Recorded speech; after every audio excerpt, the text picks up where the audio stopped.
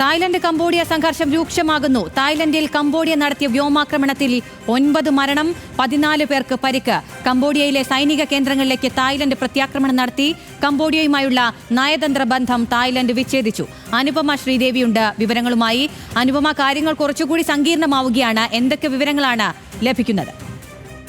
അഖില, ഈ തായ്ലൻഡും കംബോഡിയയും തമ്മിലുള്ള അതിർത്തി പ്രശ്നങ്ങൾക്ക് ഏകദേശം 10 ആണ്ടുകളുടെ പഴക്കമുണ്ട്. ഇതിൻ്റെ ഒരു ഏറ്റവും പുതിയൊരു എസ്കലേഷനാണ് ഇപ്പോൾ കണ്ടുകൊണ്ടിരിക്കുന്നത്.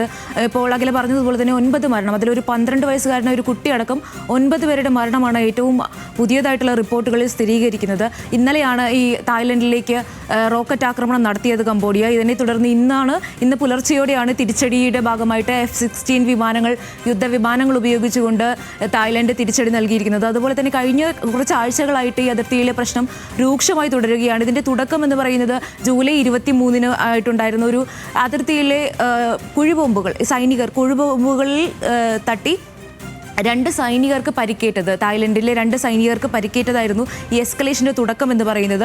ഈ ഒരു ആഴ്ചകളായി ഇങ്ങനെ ഒരു പ്രശ്നം നിലനിന്നിരുന്നു. ചെറിയ തോതിലുള്ള സംഘർഷങ്ങൾ നിലനിന്നിരുന്നു. ഇങ്ങനെ 2 സൈനികർക്ക് പരിക്ക് പറ്റിയതുമായി ബന്ധപ്പെട്ട് ഈ നയതന്ത്ര ബന്ധങ്ങൾ അപ്പോൾ തന്നെ തരം താഴ്ത്തുന്ന ഒരു നടപടി തായ്ലൻഡിൻ്റെ ഭാഗത്തുനിന്നുണ്ടായിരുന്നു. അതുപോലെ തന്നെ ഈ തായ്ലൻഡിൻ്റെ ഭാഗത്ത് നിന്ന് ബാങ്കോക്കിലുള്ള കംബോഡിയൻ അംബാസിഡറെ പുറത്താക്കുമെന്നും തങ്ങളുടെ അംബാസിഡറെ തിരിച്ചു വിളിക്കുമെന്നും തായ്ലൻഡ് പ്രഖ്യാപിച്ചിരുന്നു. ഇതേ തുടർന്ന് ഇതിന് പിന്നാലെയാണ് കംബോഡിയയുടെ ഭാഗത്ത് നിന്ന് റോക്കറ്റ് ആക്രമണം ഉണ്ടായത്. ഈ ഒരു ആക്രമണത്തിൽ തുടക്കത്തിൽ 2 മരണമാണ് ഉണ്ടായിരുന്നത്. ഇപ്പോൾ അതൊരു 9 മരണത്തിലേക്ക് എസ്കലേഷൻ എത്തിയിരിക്കുന്നു. തീർച്ചയായും തിരിച്ചടി ഉണ്ടാകുമെന്നുള്ളൊരു സൂചനയാണ് ഈ നയതന്ത്ര ബന്ധം പൂർണ്ണമായിട്ട് വിച്ഛേദിച്ചുകൊണ്ട്. അതുപോലെ തന്നെ ഈ അതിർത്തി പൂർണ്ണമായിട്ട്, കംബോഡിയ തായ്ലൻഡ് അതിർത്തി പൂർണ്ണമായി അടച്ചിരിക്കുകയാണ്. അതായത് ഈ സംഘർഷം ഇനിയും എസ്കലേറ്റ് ചെയ്യും എന്നുള്ളൊരു സൂചനയാണ് നൽകുന്നത്. അതുപോലെ തന്നെ ഈ നമ്മൾ പറഞ്ഞതുപോലെ തന്നെ 2008 മുതലുള്ള ഏകദേശം ഒരു അതിർത്തി സംഘർഷമാണ്. പണ്ട് 2008 യുനെസ്കോയുടെ പൈതൃക പട്ടികയിൽ അതിർത്തി മേഖലയിൽ ഒരു കെട്ടിടം ഉൾപ്പെടുത്തുന്നതുമായി ബന്ധപ്പെട്ടുള്ള ഒരു തർക്കമായിരുന്നു. അതേ തുടർന്ന് ആ ഒരു ഘട്ടത്തിലും ഇതുപോലൊരു ചെറിയൊരു എസ്കലേഷൻ ഉണ്ടാവുകയും അതിർത്തി അടയ്ക്കുന്നതും മറ്റുമായിട്ടുള്ള പ്രശ്നങ്ങളുണ്ടായിരുന്നു.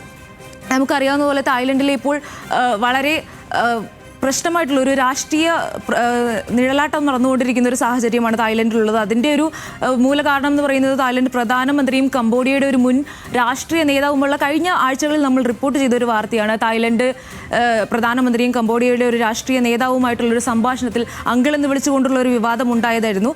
ആ ഒരു സന്ദർഭത്തിൽ തന്നെ ഈ അതിർത്തി പ്രശ്നങ്ങൾ വീണ്ടും ഒരു വിഷയമായിരുന്നു. അന്ന് പറഞ്ഞതാണ് ഈ തായ്ലൻഡ് പ്രധാനമന്ത്രി അവരുടെ സൈനികരെ വില കുറച്ച് കണ്ടുകൊണ്ടുള്ള ചില പ്രതികരണങ്ങൾ ഈ ഒരു സംഭാഷണത്തിൽ നടത്തിയെന്നുള്ള ഇതാണ് ഈ സംഭാഷണം പുറത്തു വന്നപ്പോൾ ഉണ്ടായ വിവാദം. ആ സന്ദർഭത്തിൽ തന്നെ ഇങ്ങനെ ഒരു സംഘർഷത്തിന് മുള പൊട്ടുന്നു എന്നുള്ളൊരു സൂചനയുണ്ടായിരുന്നു.